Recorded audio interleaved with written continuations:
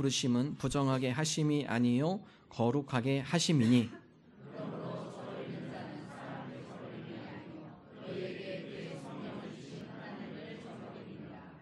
형제 사랑에 관하여는 너희에게 쓸 것이 없음은 너희들 자신이 하나님의 가르치심을 받아 서로 사랑함이라.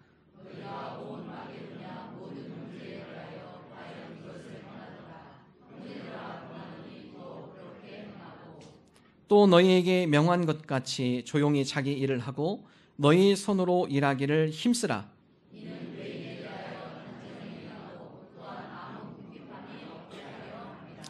아멘. 분당 우리 교회 이찬수 목사님 책에 나온 글입니다. 이 목사님께서 아주 친하게 또 아껴주는 후배가 있었다고 합니다. 그도 역시 목회자였습니다. 미국 유학생을 하는 가운데 이 후배 목사님과 함께 메일로 안부를 전하고 또한 이 목사님 설교의 은혜를 많이 받았다는 피드백도 함께 전해주며 가까이 지냈던 후배 목사님입니다. 이 목사님이 유학을 마치고 한국에 들어왔어요. 근데 사역지가 잘 연결이 안 됐습니다. 할 수 없이 이 목사님이 개척을 결심합니다. 그것도 자기 개인 집에서 개척을 시작했습니다. 여러분 집에서 개척하다 보니까 교인들이 들어오기가 쉽지 않아요. 가정집에 와서 예배 드린다는 것이 쉽지가 않죠. 그러면서 이찬수 목사님과 함께 교제하면서 힘든 여러 애로사항들을 이야기하고 또 함께 목회적인 조언도 받기도 하고 기도를 또 부탁받기도 했습니다.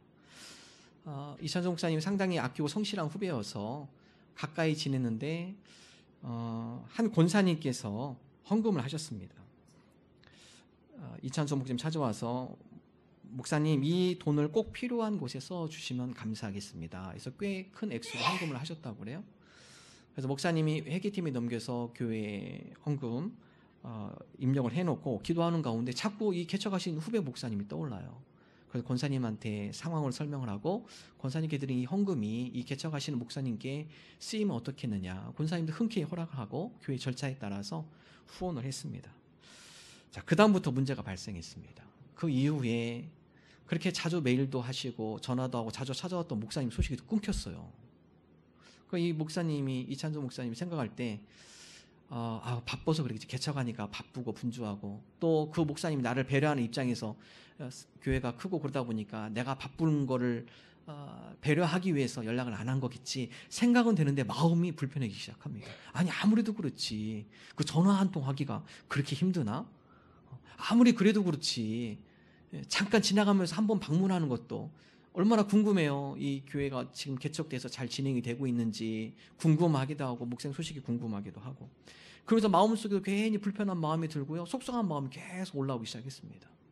그런데 그때 하나님께서 이 이찬수 목사님께 다음과 같이 이야기했다라는 거예요.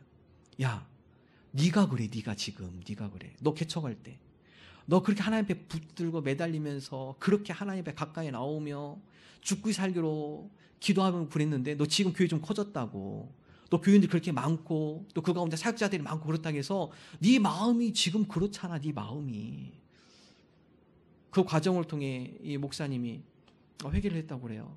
그리고 교우들과 함께 그걸 나눴습니다. 여러분 우리가 그렇지 않나요? 여러분 그렇죠 다. 자녀들 수능 볼 때 되면 우리 부모님들 나오지 말라고 기도하시더라고요. 새벽에 나오시고 하나님 꼭 좋은 학교 입학하기 원합니다. 찍는 것도 다 맞게 해주셔서 답길로 싹 지나가게 해주옵소서. 실력은 이것밖에 안 되지만 하나님께서 그날 특별한 컨디션을 주셔서 잘 찍게 해주시고 모르는 것도 잘 맞게 해주시고 또 아는 것만 나오게 해주시고 그런 기도 많이 하잖아요. 사람의 마음이 그래요. 힘들고 어렵고 문제가 있을 때 하나님 앞에 나와서 간과하지만 해결이 되거나 그 과정이 끝나면요 나도 모르게 멀어진다라는 거예요. 멀어진다라는 거예요. 여러분 우리의 신앙이 그렇게 나태해질 수 있어요. 하나님 우리가 그런 일들로 우리가 하나님 앞에 나가는 것이 아니라 여호와 하나님 한 분만으로 때로는 고난과 어려움 가운데 그것이 지나고 좀 편안해지면 멀어지는 우리가 하나님 손에 들려있는 떡을 바라는 것이 아니라 우리가 하나님 그 한 분만으로 기뻐하며 만족하는 신앙인들이 되게 하여 주옵소서. 하박국 선지자가 다 가지고 고백하죠. 하박국 3장 17절 18절 있습니다. 비록 무화과 나무가 무성하지 못하며 포도나무에 열매가 없으며 감람나무에 소출이 없으며 밭에 먹을 것이 없으며 우리의 양이 없으며 외양간에 소가 없을지라도 나는 여호와로 말미암아 즐거워하며 나의 구원의 하나님으로 말미암아 기뻐하리로다. 내게 주변에 많은 떡들이 주어지지 않았더라도 외양간에 소가 없고 우리의 양이 없고 감람나무가 없고 포도나무에 열매가 없고 무화과나무가 무성하지 못한다 할지라도 내가 여호와 하나님 한 분만으로 즐거워하는 하나님의 성도가 되기를 원합니다. 여러분, 이것이 바로 성도의 믿음의 고백이 되어야 합니다. 때로는 우리 가운데 먹구름이 낄 수 있어요. 우리 폭풍 때문에 먹구름이 끼고 바람이 불고 비가 오죠.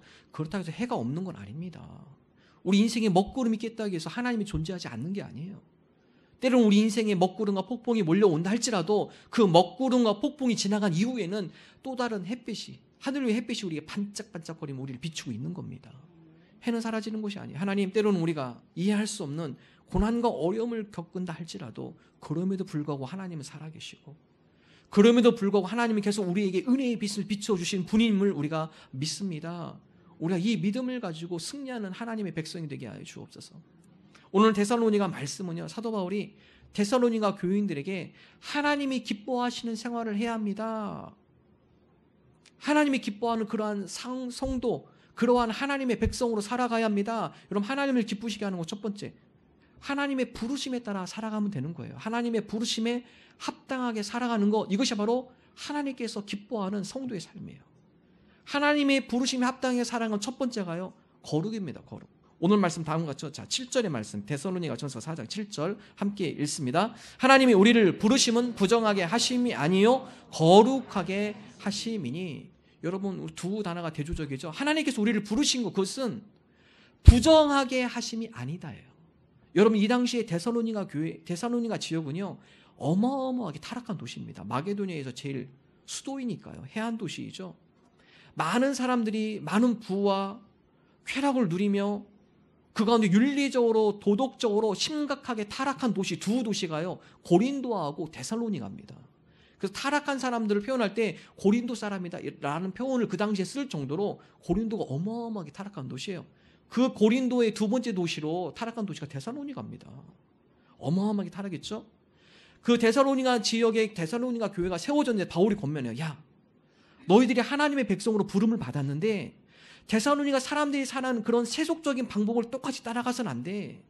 그들이 살아가는 것처럼 부정하게 살아가면 안 돼. 비윤리적이고 비도덕적이고 여러 가지 타락한 모습으로 살아가면 안 돼.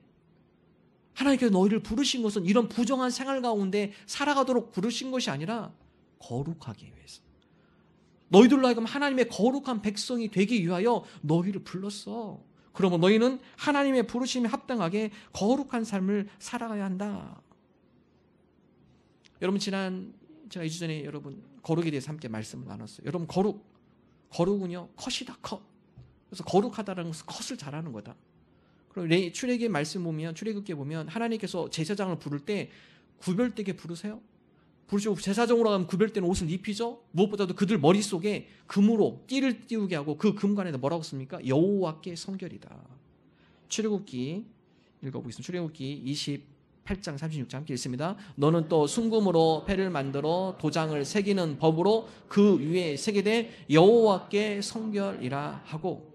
여러분, 이것은요, 이 머릿속에 바깥에서 이렇게 새겼지만 항상 염두하라는 거죠. 하나님께 오늘도 성결. 오늘 하루를 시작하면서 나의 생각과 나의 말과 나의 마음, 나의 행실, 이 모든 것이 하나님 앞에 성결하기를 원합니다. 거룩하기를 원합니다. 여러분, 머릿속에 새기라는 거예요. 마음에 새기라는 거예요. 오늘도 하나님 앞에 거룩함으로 성결함으로 나아가게 하여 주옵소서. 그래서 이 성결이라는 단어는 카도시, 히브리어는 카도시인데요, 영어로 쉽게 그것을 표현한다면요, 컷입니다. 컷. 자르는 거다. 데살로니가 사람들이 살아가는 그 방식대로 살아가는 것이 아니라 그 모습이 하나님께서 싫어하시면 과감하게 컷해라. 과감하게 잘라내라. 하나님께서 기뻐하지 않는 생각 과감하게 컷시켜라. 하나님께서 기뻐하지 않는 마음 과감하게 빨리 잘라내라. 더 이상 오염되기 전에. 하나님께서 싫어하는 나의 언행, 나의 말, 나의 말투, 내가 다른 사람을 향한 비판, 다른 사람에 대한 불평과 불만 빨리 자르라는 거예요. 자르라는 컷시키라는 거예요. 내가 행동이 하나님이 기뻐하는 행동이 아니다. 컷시키라는 거죠. 여러분 우리가 지금 성경 통독 역대하를 읽고 있죠. 역대하에 보면 하나님께 칭찬받는 왕이 있습니다. 아사 왕이에요. 아사 왕. 아사 왕은요 그의 아버지와 그의 손주들처럼 똑같이 행동하지 않습니다. 그래서 하나님께서 아사 왕을 칭찬하는데 왜냐요? 그 당시에 많은 그의 아버지와 그의 손주들의 왕들은요 산당을 짓고 아세라 신상을 섬기고 주당을 짓고 이방 제단을 섬기는 그런 삶을 살아가죠. 그러나 아사 왕, 그의 아들 아사 왕이요 왕이 되면서 그의 손주들, 그의 아버지, 할아버지도 했던 그 모든 것들을 단번에 다 끊어버려요. 컷시켜버립니다. 한번 읽어보죠. 역대하 14장 2절 3절 읽습니다. 아사가 그의 하나님 여호와 보시기에 선과 정의를 행하여 이방 제단과 산당을 없애고 주상을 깨뜨리며 아세라 상을 찍고 컷시키죠. 과감하게 잘라버리는 겁니다. 하나님께서 싫어하는 것, 하나님 제가 이것을 자르겠습니다. 여러분 그 당시 아사 왕이 개혁한다는 것은요 목숨을 거는 개혁이에요. 이 개혁에 실패하면 자기가 죽을 수도 있는 겁니다. 자기의 왕권을 다 빼앗길 수도 있는 거예요. 그런 것들을 각오하고 그가 하나님 보시기에 기뻐하지 않는 거, 하나님께 싫어하는 거, 하나님 내가 목숨을 걸고 이것을 제가 잘라버리겠습니다. 컷시키겠습니다. 어떤 결과가 오죠? 하나님께서 아사가 다스린 35년 동안의 평안을 주십니다. 전쟁이 없도록 그 민족 가운데 평안을 주시죠. 역대하 15장 19절 있습니다. 이때부터 아사왕 제35년까지 다시는 전쟁이 없으니라. 그 가운데 하나님 앞에 거룩함으로 나가고 하나님 앞에 하나님께서 기뻐하지 않는 것들을 절제하며 통제하며 자르며 배워내며 하나님이 기뻐하는 모습으로 사는 몸부림치는 아사를 하나님께 귀히 여기시고 그 민족을 축복해 주셨다는 사실이에요. 여러분 그렇습니다. 하나님 우리로 하여금 하나님의 거룩 여호와께 성결 하나님의 거룩함이 우리 가운데 회복되게 하여 주옵소서. 여러분 오늘 제가 제목을요 뒤틀린 삶을 바로잡는 힘. 여러분 다 거룩하고 싶죠? 우리가 마음은 다 원이에요. 우리의 행동이 안 됩니다. 다 거룩한 삶 가운데 우리의 삶이 하나님이 기뻐하는 삶을 살아가고 싶어요. 이게 잘 안 돼요. 마음은 원이로되 우리 육신이 너무나 연약하기 때문에 쉽게 무너져요. 어떻게 해야 할까요? 이 거룩한 삶의 회복. 여러분 그것을 회복하면 우리 삶 가운데 뒤틀린 삶이 바로잡혀요. 그러면 우리의 뒤틀린 삶을 바로잡는 강력한 힘 그것은요 경외입니다. 경외. 우리가 하나님을 경외할 때 우리의 뒤틀린 삶이 바로잡히기 시작해요.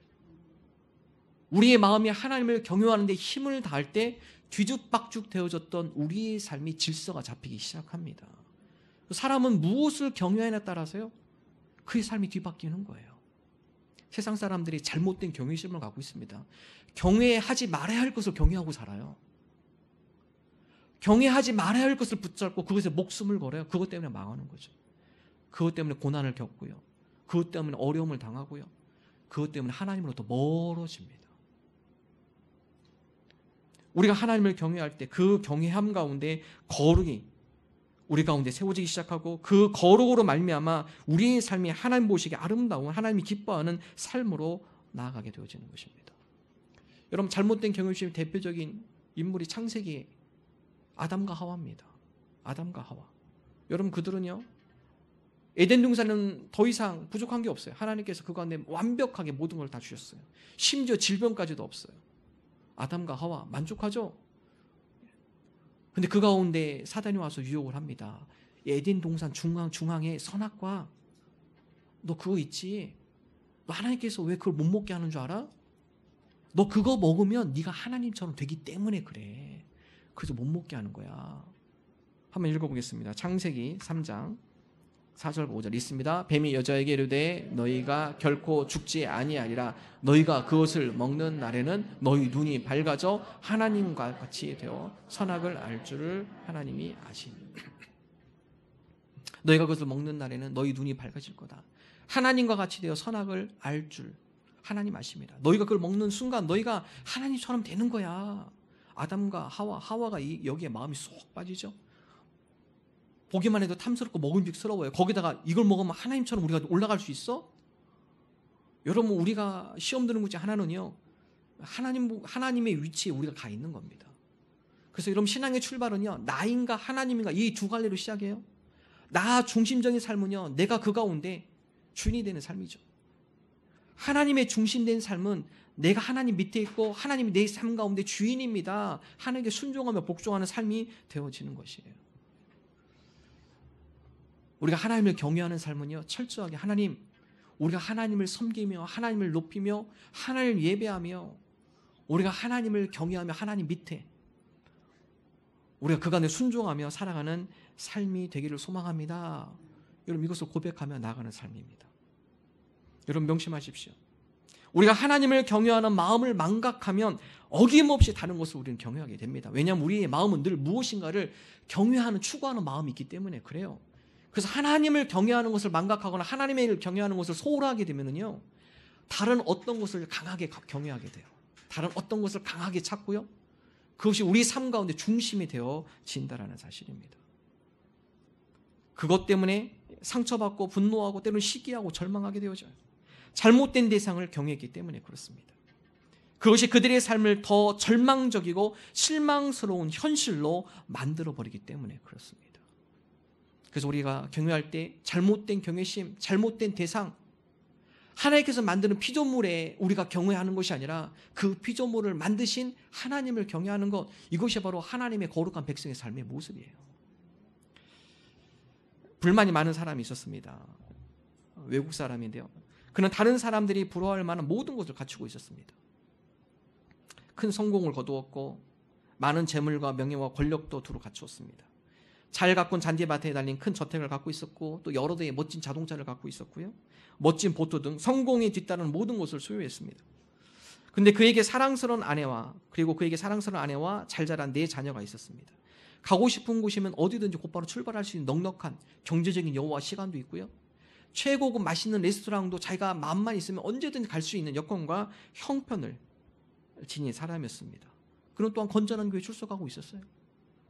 그런데 그에게 그 모든 것들을 소유했지만 없던 게 하나 있습니다. 소유해도 행복이 없어요. 이번에 다 한 가지 고백합니다. 내가 모든 것을 가졌는데도 여전히 너무 공허합니다. 어떻게 이럴 수가 있나요? 내가 모든 것을 다 누렸지만 내 마음이 아직도 공허합니다. 내가 어떻게 이럴 수가 있나요? 여러분, 이에 대한 답은요, 솔로몬이 이미 줬어요. 솔로몬은 이 사람보다 더 많은 부귀 영화를 누렸죠. 솔로몬이 다음같이 그의 노년에 전도서의 말씀을 통해 다음같이 교훈을 하죠. 전도서 1장 2절 함께 읽습니다. 전도자가 이르되 헛되고 헛되며 헛되고 헛되니 모든 것이 헛되도다. 여러분, 안 가진 사람이 이 얘기하면 아유, 안 가져봤으니 그러겠지만 솔로몬 다 가진 사람이에요. 부귀 영화를 다 누린 사람입니다. 모든 재물, 권력, 명예 다 누린 사람이죠. 그 솔로몬이 노년에 고백합니다. 내가 이 모든 것을 다 누려봤지만 이것이 헛되고 헛되며 헛되고 헛되니 모든 것이 다 헛되도다. 그러면서 우리에게 중요한 교훈을 얘기해요. 잠언 1장 7절. 무엇이 중요한가? 잠언 1장 7절 읽습니다. 여호와를 경외하는 것이 지식의 근본이거늘 미련한 자는 지혜와 훈계를 멸시하느니라. 여호와를 경외하는 게 최고라는 거예요. 내가 모든 걸 다 누려보고 때로는 그것이 내 삶 가운데 경외의 대상이 됐지만 그것 때문에 망한다. 그것이 우리 가운데 진정한 평안과 감사와 행복을 주는 것이 아니다. 우리 인생의 가장 1번 순위는 여호와를 경외하는 것. 여호와를 경외하는 것이 우리 인생의 가장 중요한 일이다. 하나님을 잘 경외하는 그 삶이 하나님의 거룩한 백성이 되어지는 것이고 하나님 앞에 거룩한 백성으로 살아가는 그 삶 가운데 바른 삶이 이어지는 것이다. 우리가 주님 앞에 경외하는 하나님의 백성이 되기를 원합니다. 스타벅스 하워드 슐츠가 1987년에 인수해서 사업을 확장해 나갑니다. 놀라울 정도로 커피 사업계에서는 압도적인 1위죠. 그런데 20년이 지난 2007년에 스타벅스가 위기를 당합니다. 커피집이 점점 늘어나다가 갑자기 하향 곡선을 타기 시작해요. 문 닫는 매장들이 생기기 시작하고 매출이 점점 떨어지기 시작하고 하워드 슐츠와 임원들이 연구하기 시작해요. 도대체 20년이 지난 이 시점에 왜 우리 회사가 점점 하향 곡선을 타고 있는가, 문제가 무엇인가, 빨리 이것을 진단하지 않고 대책을 세우지 않으면 계속 하향길이에요. 다른 커피 업체에 밀려서 스타벅스가 사라질 위기가 당합니다. 그 가운데 많은 임원진들과 더불어서 연구하고 조사하고 하는 가운데 원인을 발견해요. 그 원인은요, 핵심 가치를 잃었습니다. 여러분, 점점 체험들이 많아지고 또 다양한 사람들이 이러다 보니까요, 처음에 시작했던 그 스타벅스의 핵심 가치를 다 잃어버려 일하는 사람들이, 점원들이나 거기에서 일하는 사람들이. 여러분, 스타벅스의 핵심 가치는요, 단순하더라고요. 우리 이 커피숍은 사람들의 영혼을 기쁘게 하는 곳. 그래서 그들이 와서 그냥 커피만 먹고 가는 것이 아니라 이 스타벅스 안에 오면 그들이 좀 쉼을 누리고 충전이 되어지고 그 가운데 기쁨을 누리도록 하는 것이 우리 커피숍 스타벅스의 제일 큰 목적입니다. 근데 여러분, 점점 이 확장이 되면서 이러한 가치가 잊어버립니다. 여러분, 다른 커피숍과, 물론 요즘 커피숍 많이 그렇지만 스타벅스 가면요, 이 하루 종일 있어도 눈치를 안 줘요. 다른 뭐 일반 개인 커피숍들은 한두 시간 있으면 눈치 주잖아요. 빨리 안 나가는 저 사람, 나도 좀 쉬고 좀. 근데 스타벅스는요, 무슨 일을 하는데 하루 종일 있어도요, 직원들이요, 일부러 신경을 안 쓴다고 그래요. 고객을 편하게 만들고 고객 중심적으로, 고객이 그 가운데 자유롭게 그 가운데 머무를 수 있도록 해준다라는 거예요. 핵심 가치. 그래서 여러분, 스타벅스가 취한 조치가 2007년에 7,100개, 미국에 있는 7,100개의 매장을 하루 문 다 닫아버려요. 그거 하루 문 닫으면 600만 불이 손해라는데, 그 손해를 감수하고도 다 매장을 문 닫아버립니다. 그리고 직원들 다 출근시켜서 그 가운데 영상으로 직접 훈련을 다 시켜요. 교육을 시킵니다. 다시 커피 내리는 방법부터 시작해서 가장 기본적인 거. 그리고 그 회사의 핵심 가치가 무엇인지, 우리가 왜 이 회사를 설립했고 이 회사를 통해 우리가 추구하는 게 무엇인지 전 미국에 있는 직원들한테 동시에 다 교육을 시킵니다. 핵심 가치를 다시 잡는 거죠. 잡는 거예요.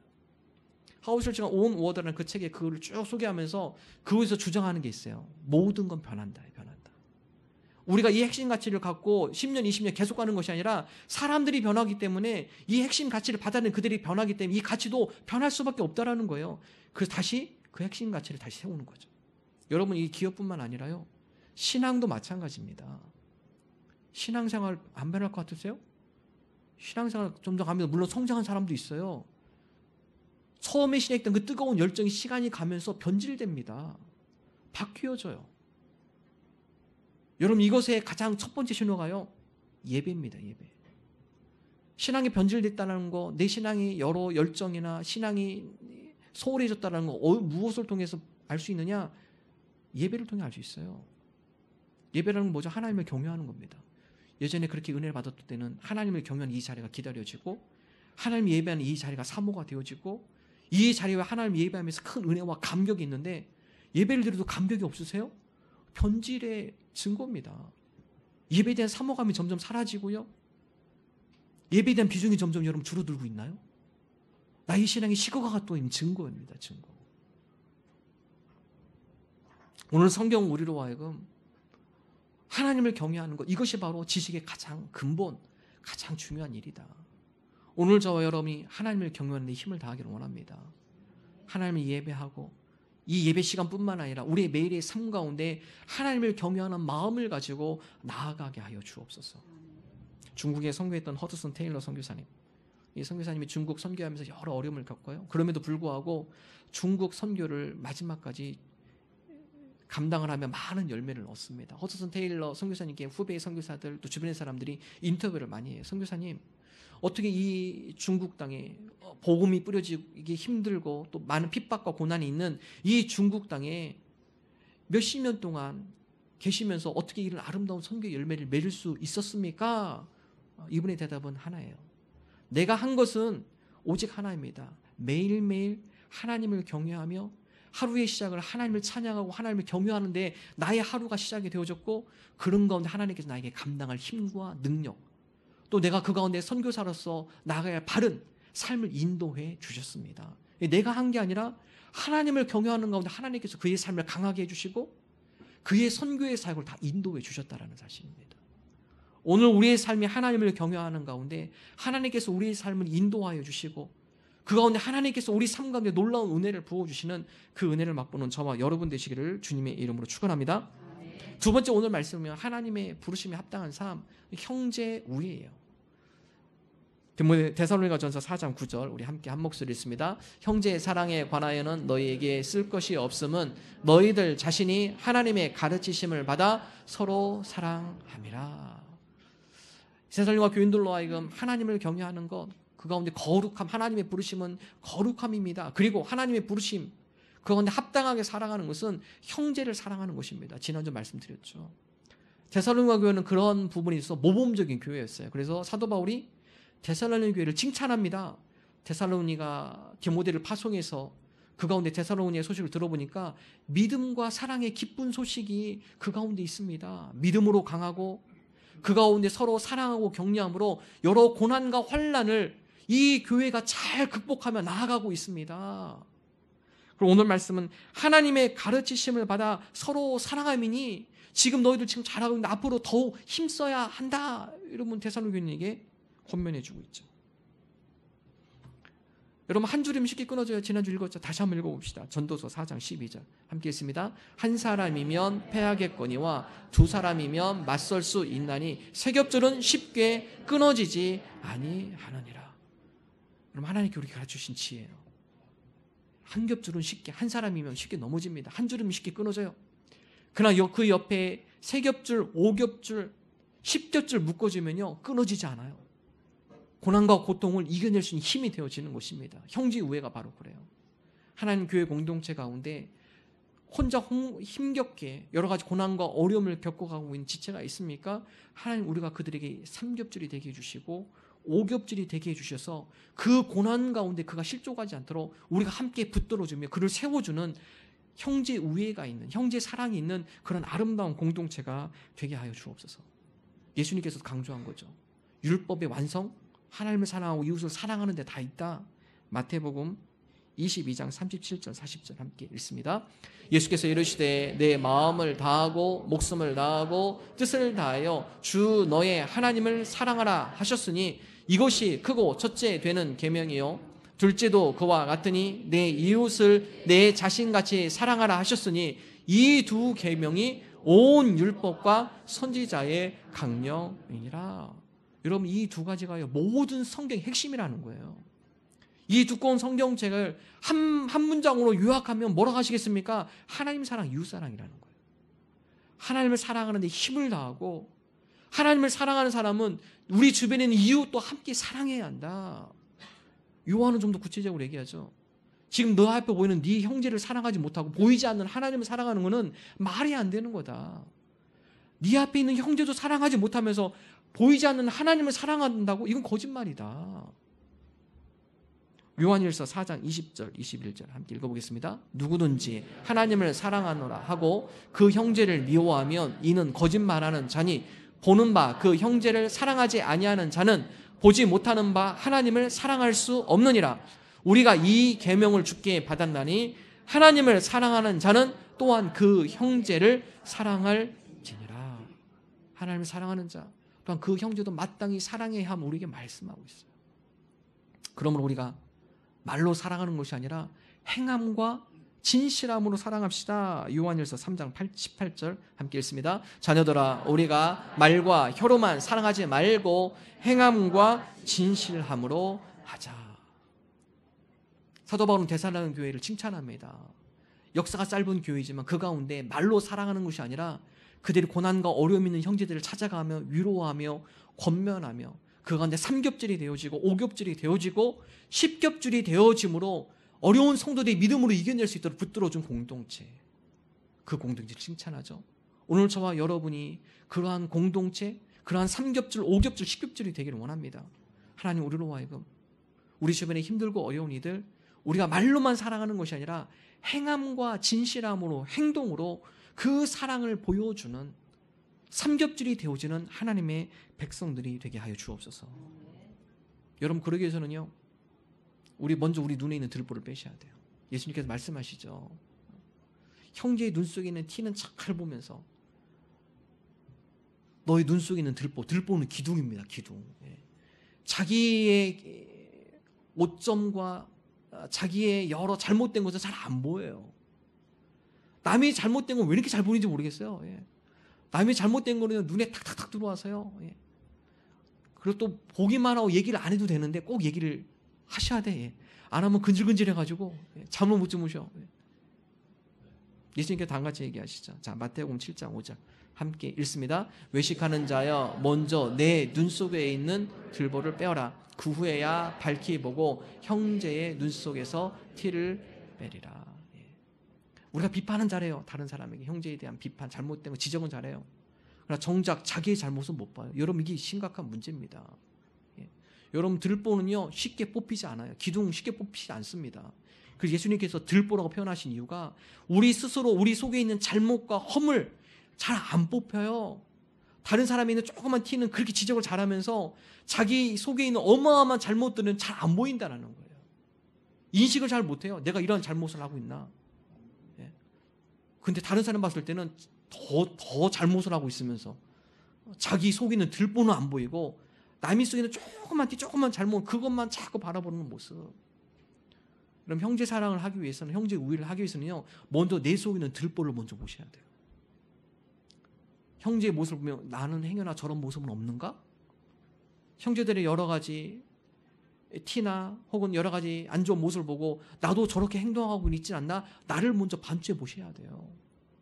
내 속에 있는 먼저 들보를 빼게 하여 주옵소서. 그리고 나서 형제에게 권면하는 자들이 되게 하여 주옵소서.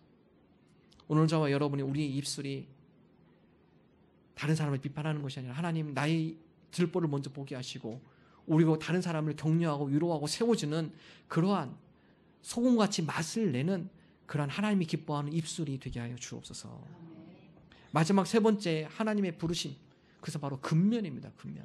그래서 사도 바울은 데살로니가 교인들로 하여금 여러분들이 해야 할 일들, 직장과 가정과 또 여러분의 사회 가운데 지켜야 할 일들, 이것을 성실하게 근면하게 잘 행하셔야 합니다. 데살로니가전서 4장 11절 함께 읽습니다.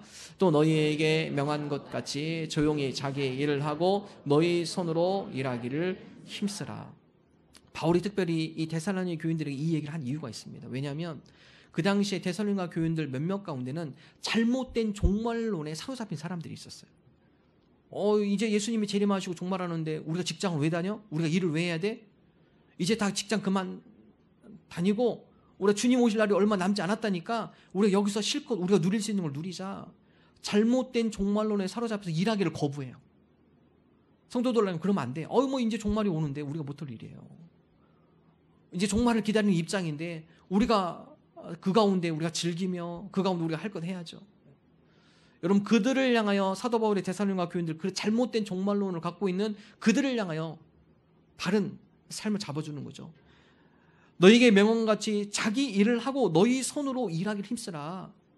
종말이 오더라도 너희가 당장 오늘 해야 할 일, 그 일에 대해서 너희들이 손으로 일을 해라. 여러분, 그 당시에 일을 안 하니 그 사람들이 어떻게 하느냐? 종말이 점점 지연돼요. 그러니까 다른 사람에 가서 다른 사람한테 꾸기도 하고 다른 사람에게서 빌리기도 하고 그러면서 약간 무리가 생기다 보니까 사도 바울이 편지로 권면을 하는 겁니다. 그렇게 하지 말아라. 너희들이 너희 손으로 수고를 하고 그것으로 노동의 대가를 받아야 한다. 루터가 다음 같은 얘기를 했죠. 내일 세상이 멸망함을 알지라도 나는 오늘 사과 나무를 심겠다. 루터가 말한 종말론은요, 내일 주님이 오신다는 것을 알매도 불구하고 오늘 내가 해야 할 일에 대하여 내가 성실하고 근면하게 살아가겠습니다. 이것이 바로 하나님 나라의 백성입니다. 1992년 10월 28일에 아주 떠들썩한 뉴스가 하나 있었죠. 다미 선교회. 저도 어렸을 적 TV에서 본 기억이 있습니다. 다미 선교회, 다가올 미래를 준비하는 선교회라고 해서요. 그들이 잘못된 종말론에 사로잡혔죠. 1992년 10월 28일 휴거가 일어날 거다. 잘못된 종말론에서 그날 믿는 자들은 다 하늘로 올라갈 거다. 여러분, 그날 전 세계 기자들과 더불어 카메라가 다 그 교회 앞에 있어요. 우리나라 방송부터 시작해가지고요, 전 세계 많은 외신 기자들이 와서 그 교회 앞에 휴거하는 걸 찍겠다고 다. 휴거하는 거 어떻게 휴거하는지 한번 찍혀보겠다고 다. 10월 28일에 교인들이 와서 여러분, 중고등학생들이 학교 안 가고요. 이제 종말인데 뭘 학교를 가? 소용없어. 부모들이 너 학교 가지 마. 이제 종말인데 너 학교 가서 공부해서 뭐해? 다 일로 와. 직장 다니는 사람 직장 다 그만뒀어요. 이제 종말인데 다니면 뭐해? 다 와서 그날 기도하고 예배하고 28일 자정이 됐는데 안 오셨어. 휴거가 안 됐어. 어떻게 됐을까 그분들이요? 목사님은 아예 오지도 않았어요. 그날. 그 오지도 않고 도망갔고요. 그날 그 성도들에 대한 배신감, 한 목회자로부터 잘못된 종말론에 사로잡혀서 그들의 모든 인생을 망친 원망이 되기 시작하고요. 인생이 망친 거죠. 잘못된 게 얼굴 TV에 나와가지고 어디 가서 얼굴 들지도 못해 이제는. 다 TV에 나와가지고. 여러분 성도는요, 내일이 종말이 오는 걸 알매도 불구하고 온다 할지라도 오늘 나에게 맡겨진 일, 오늘 내게 주어진 일, 오늘 내가 직장에서 해야 할 일, 하나님 이 일에 대해서 내가 소홀해하지 않겠습니다. 그 일에 내가 근면하며 성실히 그 일을 잘 감당하겠습니다. 여러분 이것이 바로 성도의 삶이에요. 여러분 성도는요, 교회에서만 성도가 아니라 우리 사회 속에서도 우리가 성도로 살아가야 합니다. 그것이 바로 하나님께서 우리를 부르신 목적이고요, 하나님을 기쁘시게 하는 생활임을 사도 바울은 권면하고 있습니다. 오늘 저와 여러분이 하나님, 우리가 성도로서 교회에서뿐만 아니라 이 사회 속에서도 직장에서도 우리에게 맡기신 일, 하나님 이 일을 우리가 성실하고 근면하게 잘 감당하는 하나님의 백성들이 되게 하여 주옵소서. 우리가 이러한 믿음 나가는 저와 여러분 되시기를 주님의 이름으로 축원합니다.